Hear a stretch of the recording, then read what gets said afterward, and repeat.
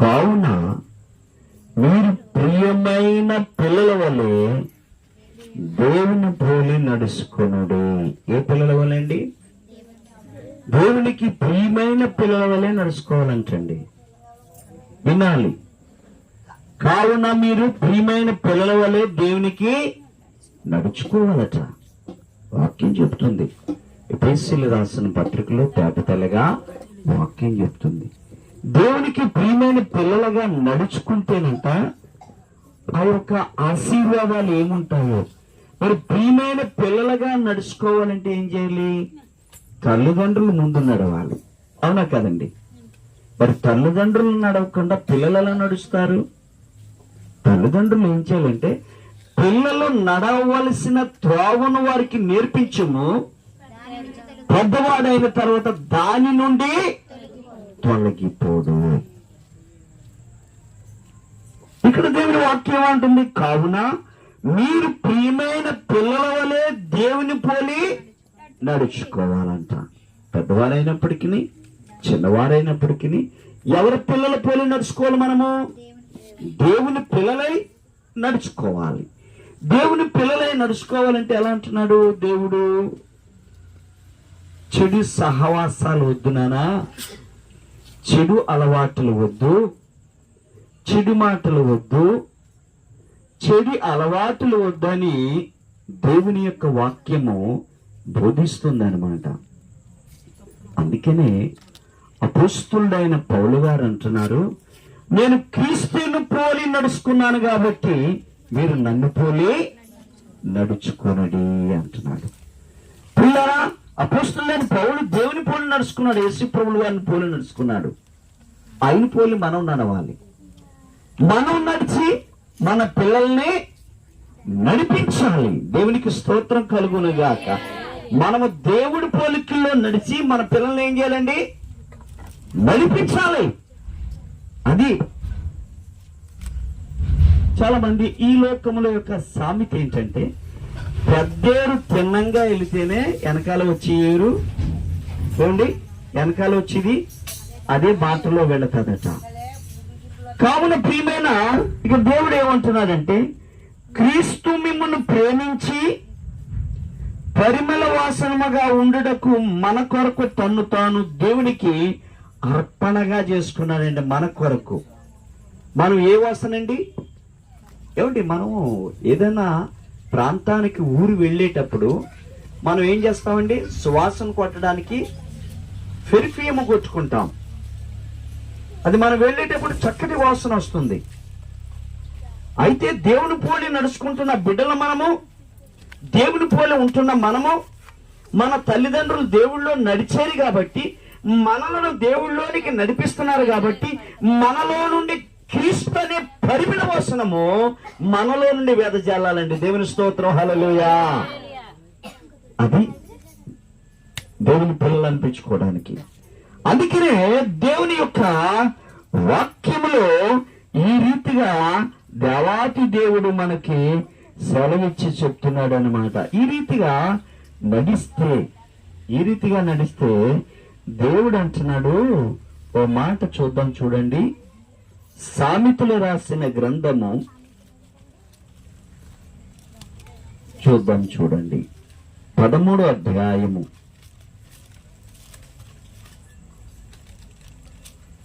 18వ వచనములో చివరిలోని చదవండి. శిక్షను అదండి. ఏమండి, గద్దింపు లక్ష్య పెట్టినాడు ఏం చేస్తాడండి? ఘనత పొందుతాడు. మన పిల్లలని ఎవరినన్నా మందలించామనుకోండి, వాళ్ళు వెళ్ళి ఏం చేస్తారు?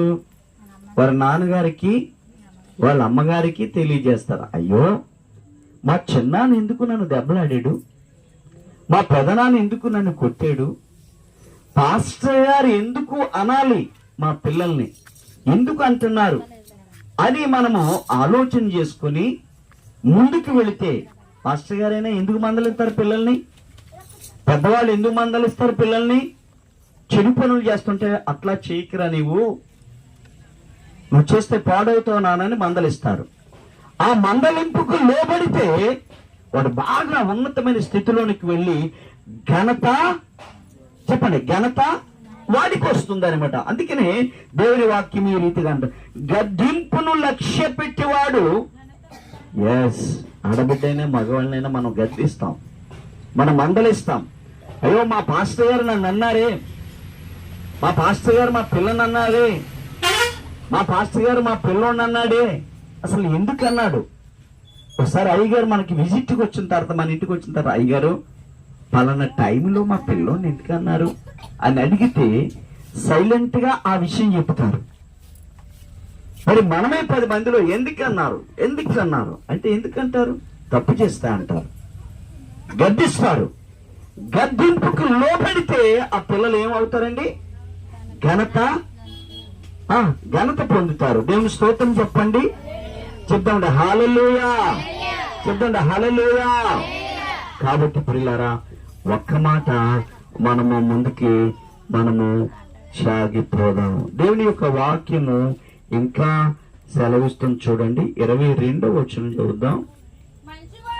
మంచివాడు తన పిల్లలను ఆస్తి కర్తలుగా చేయను అంటాడండి. చాలు చాలు చాలు చాలు. ఏంటి మంచివాడు ఏం చేస్తాడండి? తన పిల్లలకి ఏం చేస్తాడండి? ఆస్తి కర్తలుగా చేస్తాడు. ఎప్పుడు?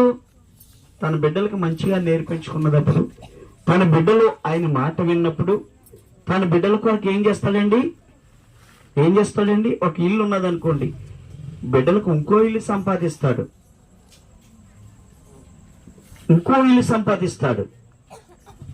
మంచి తండ్రి ఏం చేస్తాడండి? ఇక్కడ మాట అంటున్నాడు, మంచివాడు తన పిల్లలను ఆస్తికర్తలుగా చేయును. దేవుని స్తోత్రం చెప్తావండి. నువ్వు చేస్తున్నావా? నీ పిల్లని ఆస్తికర్తలుగా చేస్తున్నావా? ఒక ఇల్లే ఉంటుంది, ఒకే గది ఉంటుంది, అందులోనే ఉంటున్నావు. ఏంటి నా బ్రతికేంటి? నాకు 4 పిల్లలు, 2 ఆడపిల్లలు పెళ్లి చేయాలి, 2 మగపిల్లలకి ఇల్లు కట్టాలి అని తండ్రికి తల్లికి ఆలోచన వచ్చినప్పుడు, తల్లిదండ్రులకి వీళ్ళు 4 లోబడి జీవిస్తే వాళ్ళు ఎప్పుడు జీవిస్తారు? నువ్వు ముందుగా దేవుళ్ళో ఉండి నీ పిల్లలను దేవుళ్ళలోకి నడిపిస్తే వారు పెద్దవాడు అయినప్పుడు తొలగిపోరు. కాబట్టి నీకు ఘనత తెస్తారు, నీకు మంచి పేరు తెస్తారంటండి. దేవుని స్తోత్రం చెప్దామండి. హల్లెలూయా చెప్దామండి. హల్లెలూయా, హల్లెలూయా. అందులో ఇక్కడ ఒక మాట ఉందండి చూడండి. 24వ వచనములో, బెత్తము వాడనవాడు తన కుమారునికి విరోధి. తర్వాత కిందన అంటున్నాడు, కుమారుని ప్రేమించుడు వాడు వాడిని శిక్షించును, నీతిమంతుడు ఆకలి తీరా భోజనము చేయును. అంటే కుమారుకి ఏం వాడాలి? పిల్లలకి ఏం వాడాలి? చెప్పండి, ఏం వాడాలి? మరి మీ పిల్లలకు కొడుతున్నారండి, బండి మీద తీసుకుని వెళ్తున్నారు ముద్దుగా. మనకి ఏ అలవాటు ఉంటే ఆ అలవాటు పిల్లలకు వస్తుంది. చిన్న పిల్లలు ఉన్నారండి, తండ్రిని హేళన చేస్తున్నారు, తల్లిని హేళన చేస్తున్నారు. అంటే వాళ్ళ నేర్పు ఎలా ఉందో చూడండి. చిన్నతనం నుండి వారికి భయమో భక్తి లేదనమాట. భయము భక్తి లేకపోతే చిన్నతనము నుండి కూడా తల్లిదండ్రుల్ని వ్యతిరేకిస్తారు. అందుకని చిన్నతనము నుండి కూడా దేవుని వాక్యము వారికి నేర్పించాలి. వారికి నేర్పిస్తే దేవుడు వారిని ఏం చేస్తాడండి? జ్ఞానం నేర్పిస్తే ఏం చేస్తాడండి? జ్ఞానము గల కుమారుడు. వాక్యం చూద్దామా ఒకసారి? చూడండి, 15వ అధ్యాయము, సామెతలు రాసిన గ్రంథములో 15వ అధ్యాయము చూడండి, 20వ వచనము. జ్ఞానము గల కుమారుడు తండ్రిని సంతోషపెడతాడంటండి. దేవునికి స్తోత్రం. అందరూ చెబుదాం. జ్ఞానం గల పిల్లంట తండ్రికి తల్లికి మంచి పేరు తెస్తుందంటే. దేవుని స్తోత్రం చెప్పండి, హల్లెలూయా చెప్పండి. చాలా మంది పిల్లలు ఏం చేస్తారు చెప్పనండి? చాలా మందిని అంటారు కదా, పిల్లలు ఏమంటారు చెప్పనండి? ఎవరన్నా వచ్చారనుకోండి, మీ నాన్నగారు ఉన్నారని ఆయన అడుగుతాడు. ఇది మా నాన్న ఆడు లేడు. చూసారండి ఏమంటారు? ఆడు లేడు.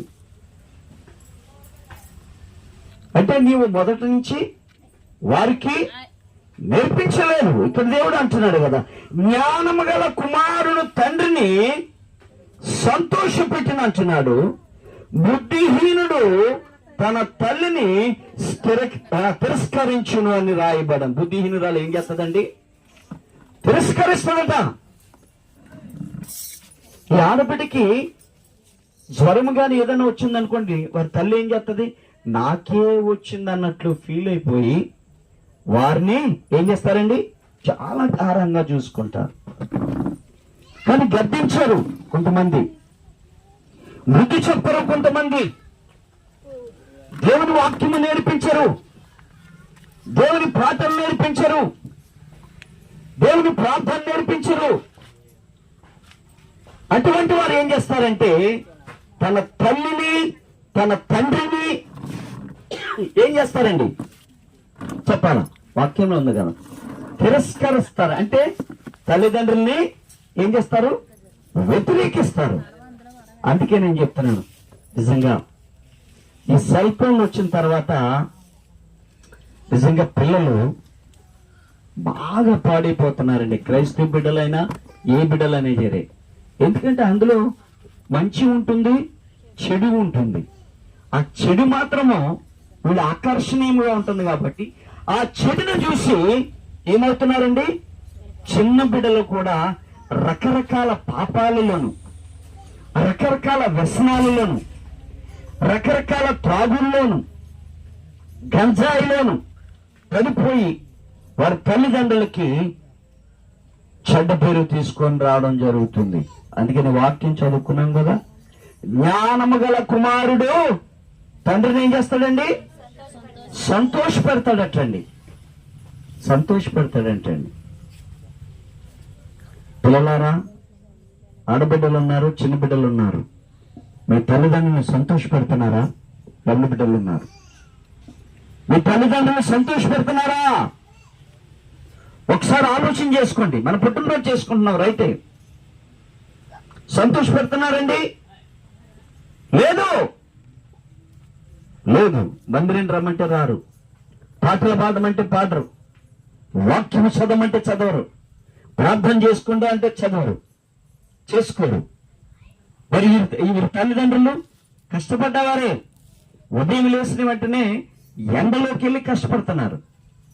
కనీసం వారి తల్లిదండ్రుల గురించి అయినా ప్రార్థన చేయాలి కదా, తన తండ్రి గురించి అయినా ప్రార్థన చేయాలి, తన తల్లి గురించి అయినా ప్రార్థన చేయాలి. అప్పుడు ఏమనుకుంటారంటే, ఆ పిల్లని చూసి సరదా ఇస్తుంది, నా కొడుకుని నేను చదివిస్తాను, నా కూతురు నేను చదివిస్తాను అని ఉంటుంది. నేటి బిడ్డలు అలా ఉండలేదండి. ఎక్కడికైనా కాలేజీకి వెళ్ళమైనా స్కూల్కి వెళ్ళమైనా సెల్ ఇస్తేనే కానీ వెళ్తలేదండి. అంటే పాడైపోవడానికి అదొక రోగం. ప్రియమైన పిల్లలమైన మనము ఎందుకు వస్తున్నాం? తల్లిదండ్రుల గురించి ప్రార్థన చేస్తున్నారా?